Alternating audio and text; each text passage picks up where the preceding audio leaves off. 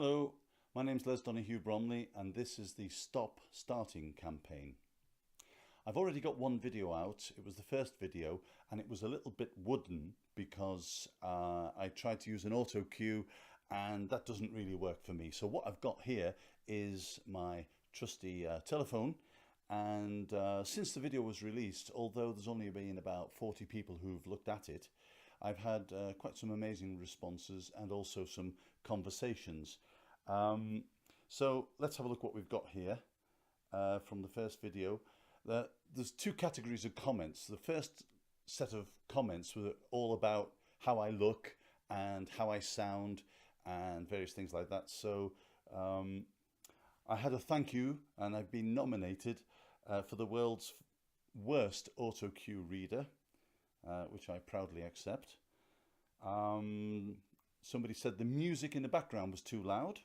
They don't like Hawaiian music apparently, so we have to look at that. Okay. The sound quality was poor. Well, that's because my microphone wasn't working properly and I didn't find out till afterwards.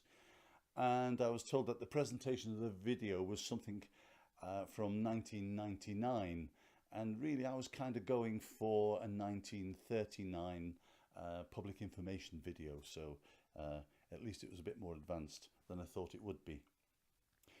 Some of the emails that I've had in, I had one from Stefan, I think he's in Holland.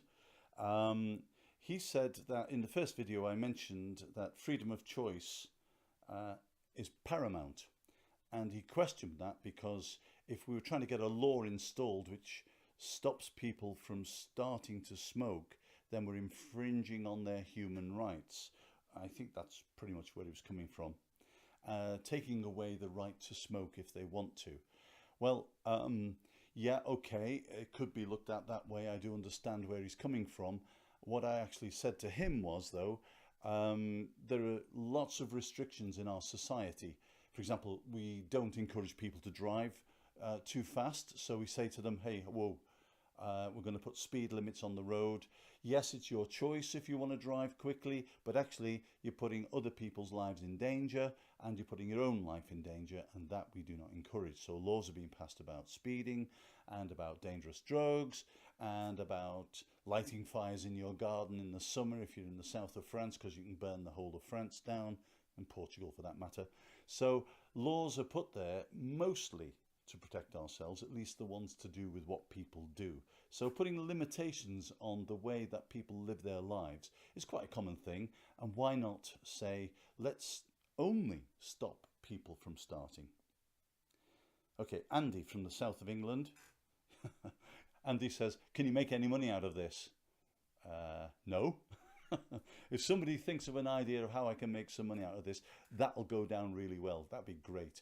You can go to my Facebook page, which you will find some information about the campaign and where you can join up and things like that. There is also a PayPal connection, and if you do want to donate some money to me personally to help me buy new light bulbs for the lighting equipment here, or send me on a Caribbean cruise or something like that, that'd be great. Otherwise, no, I'm not going to make any money out of this, and any donations that come my way will certainly go into producing these videos and getting the point across, I do hope. Kimberly says, you can't take away people's freedom to do stupid things. Yeah, you can. It's stupid to take crack heroin or crack cocaine or whatever the kind of things you call that drug, which I've never been involved in, so know nothing about it. But there's actually laws against doing something stupid to yourself. She goes on to say, well, what people do, well, that's just life, Les. And then she sarcastically says, it's okay to drop bombs on children, open fire on protesters. She says, this stuff happens and you can't do anything about it. You can't control it. Well, I'm not trying to control smokers. People who smoke, carry on smoking. That's your business. Nothing to do with this new law. The new law is to stop people from starting what they've never had. Hopefully they'll never miss. If that infringes on their right to do something stupid, well, there are other laws that do that as well. And she says, you can't control these things. No, I can't control people who drive too quickly or burn rubber and tyres in their back garden and do other dangerous things all around me. No, I can't control those things. There are laws that try to do that, but there will always be people who will try to break the law, and they do so, and they become criminals. A message in from Esther. She has no opinion on this whatsoever. She's never been a smoker, and she says she never will be. Well, yeah, okay, so we've got both ends of the spectrum here. I had a conversation earlier today with a woman who is a smoker, and she said that she doesn't want to be singled out in any way by having to walk around with a little card saying that she's a smoker. She doesn't want to be identified like that. She wants to be discreet about her smoking. Although she does go into public tobacconists, she does smoke outside. Everybody knows she smokes, and I'm not against her smoking, but she doesn't want to carry the card.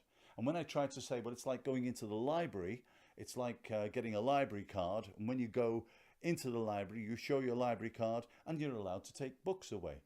What's wrong with doing that for your cigarettes? But she was not happy about that at all. So Esther says she's not a smoker and she never will be, and she has no particular opinion on this campaign, which is fine. It's okay. She neither is for or against, so she's not against what I'm doing, which is 50% to the good.